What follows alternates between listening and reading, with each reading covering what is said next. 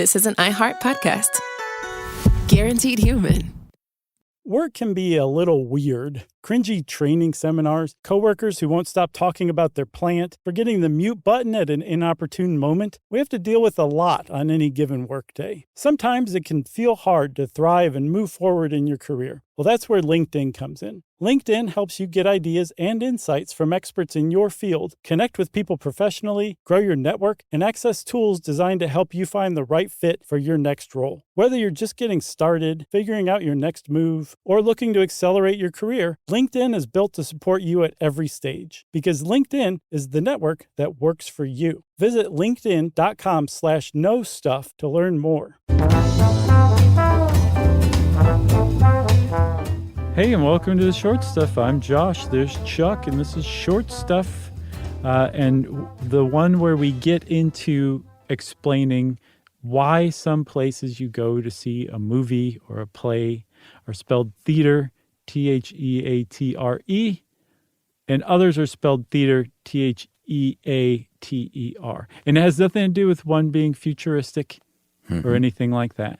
And I love this because, like, when we go on live tour, Chuck, it's almost invariably theater. But every once in a while you run up against a place, a venue that spells it theater with the ER instead of RE. And it's mind-boggling. It's probably the worst thing that happens on tours is having to deal with the differentiation between those two. Yeah, it's funny. I had a feeling you were going to mention that because when we do our tour website there through our old pals at Squarespace, I always have to go back and double check. And you're right; it usually is RE. It seems like, and I like the way that looks on paper and on a billboard. Yeah, it looks very regal. It reminds you of classy, like rich like deep red velvet curtains and things like that. And it's like an evening with Josh and Chuck, not just Josh and Chuck live. Yeah, come see Josh and Chuck if you want. Who cares? You know, that's the ER version. The RE version is, like you said, an evening with Josh and Chuck. That's right. So this all came about from one man, and his name was Noah Webster. And at first I was thinking, wait a minute, did Mel Gibson play him in a movie? But I looked it up, and that was the guy who was writing the Oxford English Dictionary. Oh, really? Not Noah Webster, who wrote Webster's Dictionary. What book was that, or movie was that? The Man with Two Faces? No, it was this Professor and the Madman, I think. I have never heard of that. Oh, okay. So I've heard the story before that there was a dictionary out there. I thought it was the American English Dictionary, not the Oxford one. That, like, there was a guy who was in an asylum for decades and contributed like significantly to that dictionary, right? That's the one. Yeah, I haven't seen it, but I've heard good things. I didn't know Mel Gibson was in it. Yeah, the famous anti-Semite. Right. So we're talking instead about the other dictionary, not the Oxford English Dictionary, the American English Dictionary created by Noah Webster, who turns out to have been a bit of a polymath back in the 18th century. Cool dude from what I understand. Yeah, he seems like quite the Renaissance man. He was born in Connecticut in 1758. And after the Revolutionary War started in 1775, he was in college at Yale. War ends.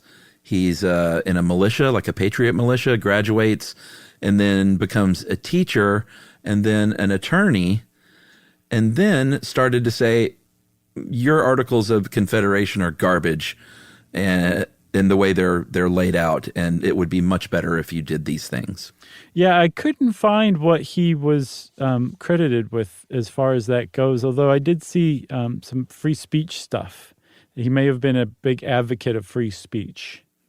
Well, he was a member of an anti-slavery society, so... He was a founder of the Connecticut Society for the Abolition of Slavery. Yeah, so that tracks. And he also helped found Amherst College in Massachusetts. But he's known as dictionary guy. Yeah, and he had this whole thing where he felt like America needed to come into its own intellectually or celebrate its culture more intellectually, and that a good way to do that was to kind of separate itself education-wise from the old British system and the old British books and use brand new beautiful American books. And there weren't any at the time. So he set about creating one himself. He found out actually little American school kids are learning from the old British books. And he was very upset about that. So he said, you know what? I'm going to create something different. Yeah, and pre-dictionary, which we'll get to after the break, he wrote something called the American Spelling Book, which was also referred to as the blue-backed speller. Mm-hmm. I guess it had a blue cover on the back is the only thing I can think of. Or it was referring to a character who had a blue back in the book. Maybe so. But it was a big success. It sold about 100 million copies by 1883, which is just astounding. And we know now because we have a book that has not sold 100 million copies. No, Chuck, it was 100 million copies by 1883. So in 100 years. That's really astounding. And it's still in print today. Yeah. But it helped standardize American English for teachers. And then he thought, this is great, but what I really want to do is write a dictionary. And we're going to take a little break and tell you about that result right after this. Learning stuff with Joshua and Charles. Stuff you should know.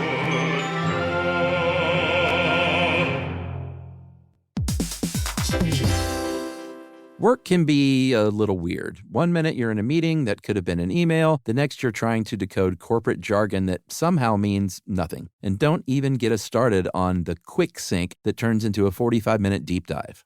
Yeah, well, the truth is figuring out your career isn't always straightforward. Whether you're trying to grow, pivot, or just stay relevant, it can feel like you're navigating it all on your own. Well, that's where LinkedIn comes in. That's right. LinkedIn can help you grow your career, helping you confidently navigate your path with insights, ideas, and inspiration from your professional community. You can stay up to date with the latest trends in your field, connect with people who get it, and discover opportunities tailored to your goals, your experience, and what actually matters to you. Whether you're looking for something new or just trying to grow where you are, LinkedIn gives you the tools and connections to move forward with confidence. Because LinkedIn is the network that works for you. Visit linkedin.com/knowstuff to learn more.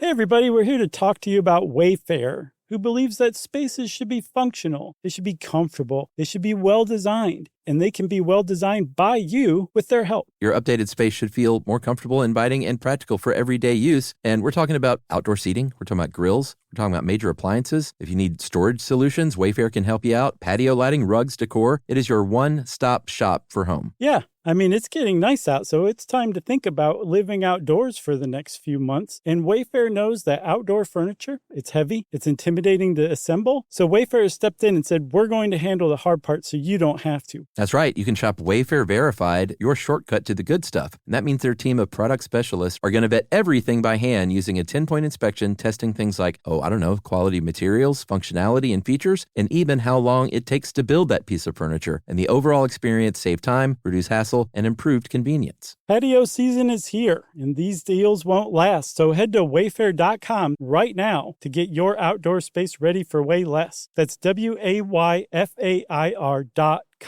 Wayfair, every style, every home. Oh, the stuff we learned from Josh and Chuck. Stuff you should know.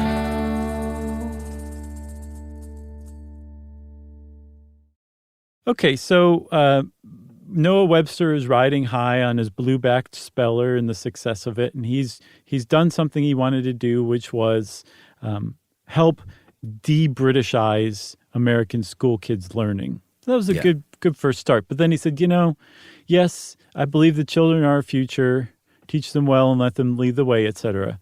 Mm-hmm. But I also think that we need to get to the adults as well. We need to just basically create a tome, a text that is the definitive guide to American English. Because everybody's running around here saying things a little differently, but we're still spelling them the British way. And that has to end, say I, Noah Webster. That's right. And it ended up being that 70,000 word dictionary, the American Dictionary, an American Dictionary of the English language is the full title. And he said, the word color, it doesn't need that U. You don't hear it. It's useless. We're wasting ink. Drop it. plow. You want to plow a field? Just go out and PLOW that field. Don't PLOUGH that field, because that's a waste of time. Right. What you want to do is go hit it with the W, the PLOW. And That's right. I'm very grateful to him that we have words like draft spelled with an F rather than a UGH, or, plow spelled the right way. And color without a U or honor without a U, it all makes sense. And I guess it had to do with, like I said, the way that people were pronouncing words in America. We were still saying the same word, but we were saying it slightly differently, so it made sense to kind of alter the spelling.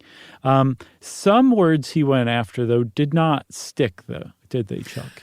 Yeah, they look so funny on paper. I wish they would have stuck, because he proposed spelling tongue, T-U-N-G, which for some reason just looks infinitely dirtier. Right. It's sexual for some reason to me. And women, W-O-M-E-N, he proposed should be spelled W-I-M-M-E-N, women. Yeah.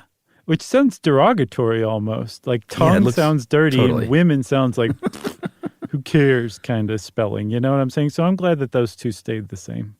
Yeah, and it just looks very strange. Of course, had they made those changes, we would look at tongue, T-O-N-G-U-E, and think that looks very like draft, D-R-A-U-G-H-T. We would think that looks weird because it's just what you know growing up. But theater is what we're here to talk about. And theater was one of those, I think pre-Webster, it was always R-E. Isn't that right? Yes. There was no other way to spell theater except T-H-E-A-T-R-E until Webster came along and said, nuts to that. Yeah, swap them out. But this is an example of one that kind of half took. There is no correct way. You can use either one. There is a notion within the world of theater that if you're talking about the world of theater, you say you spell it with an R-E, but you actually perform at a theater with an E-R. And I think I kind of knew that, but that's not even, the hard and fast rule. Which, I mean, that makes sense to me, but I don't think, Chuck, I've ever encountered anybody who actually, like any normal person, like just walking around that believed that or that held that viewpoint. Have you? No, I mean, I think I've heard that, like I said, theater with an R-E might refer to the industry of putting on plays and shows, but sure. I've never seen anyone write, in the theater, we perform at a theater, and then spell that two different ways. Yeah, I've never encountered it before, but it does make sense, and apparently some people do kind of see the world like that. But for the rest of us, we're just going to stay muddled and confused till the end of time, swapping out R-E and E-R for theater, because in the end, it doesn't really matter. Whoever you're talking to is going to know what you're talking about. And if you're a descriptivist, that's language. That's what counts. That's right. And I think the end result is hopefully sometime next fall and winter, you might be able to spend an evening with Josh and Chuck at a theatre. Right. Or if you're just kind of feeling super American, at a theater. Right. Okay.